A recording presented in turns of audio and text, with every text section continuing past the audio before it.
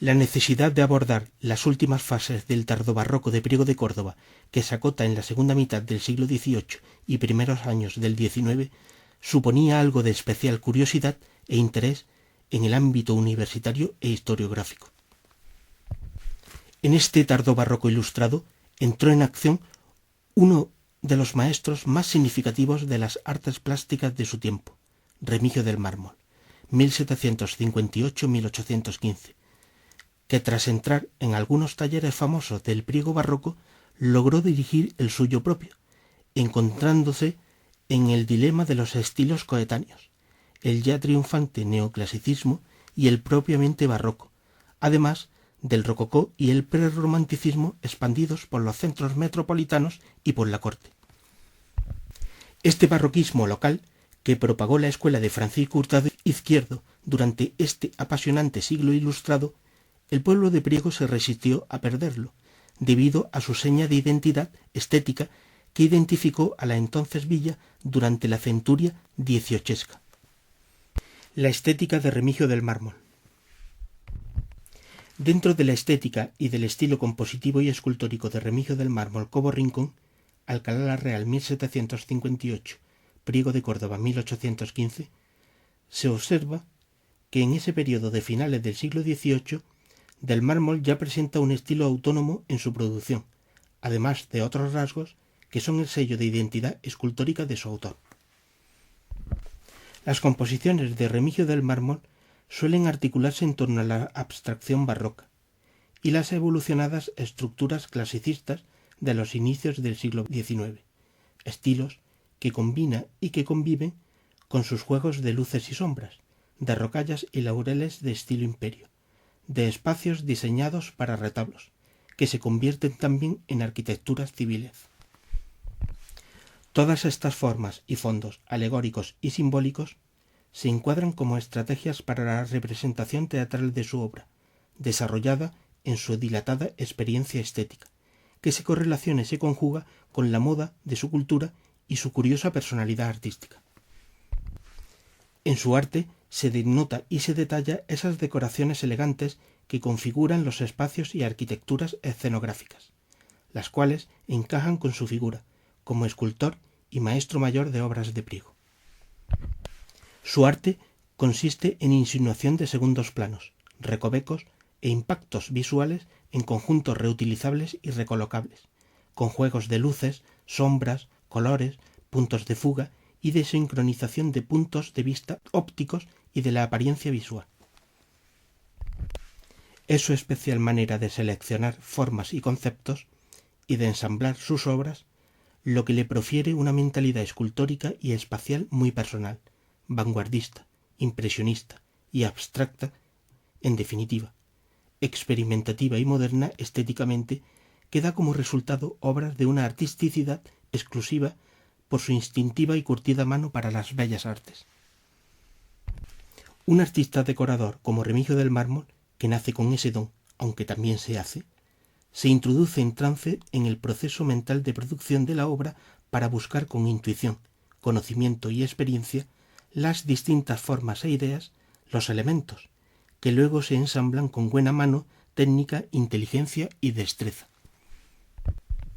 Él mismo tuvo que transmitir mensajes estéticamente en su obra, como La Fuente del Rey de Priego, compendio y resultado de todos estos paradigmas,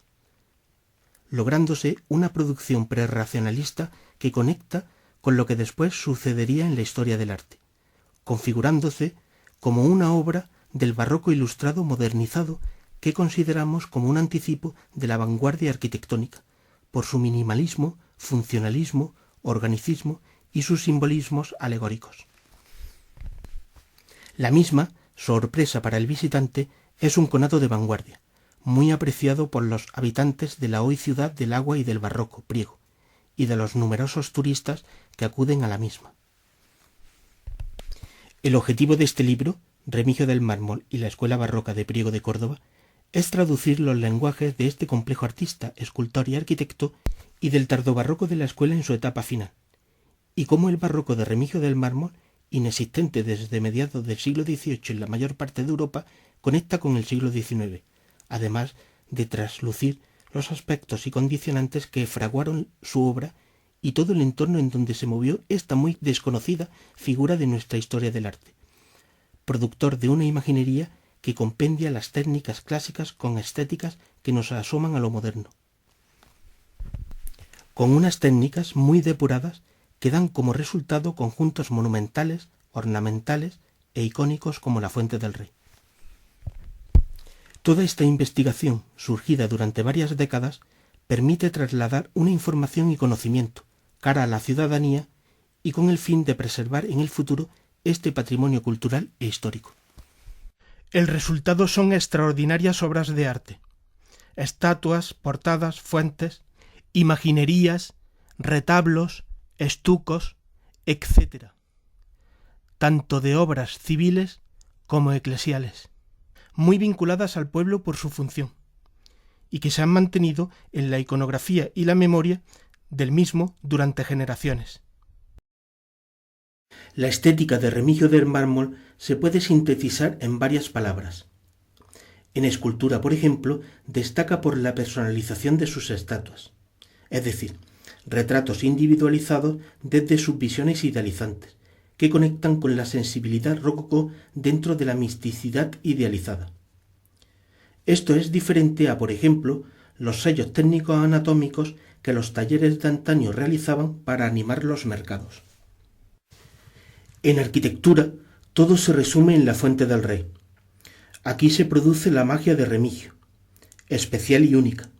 un cóctel en donde se combinan varios productos,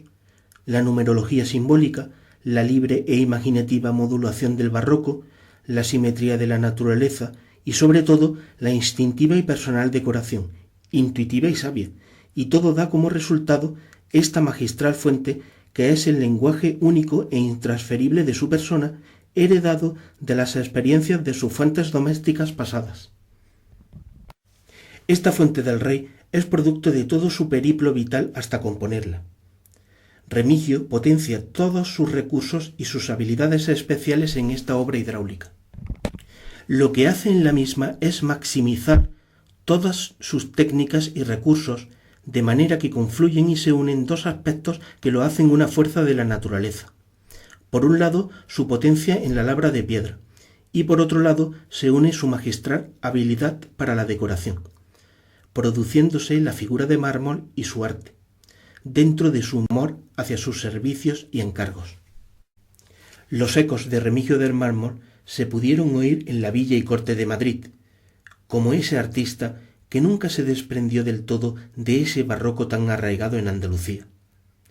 Esto pudo ser posible, ya que su discípulo, José Álvarez Cubero, estuvo muy vinculado a las academias de bellas artes de la capital. Inclusive, el discípulo de este último, Ponciano Ponzano, reflejó la movilidad y los simbolismos en emblemáticos monumentos del Estado.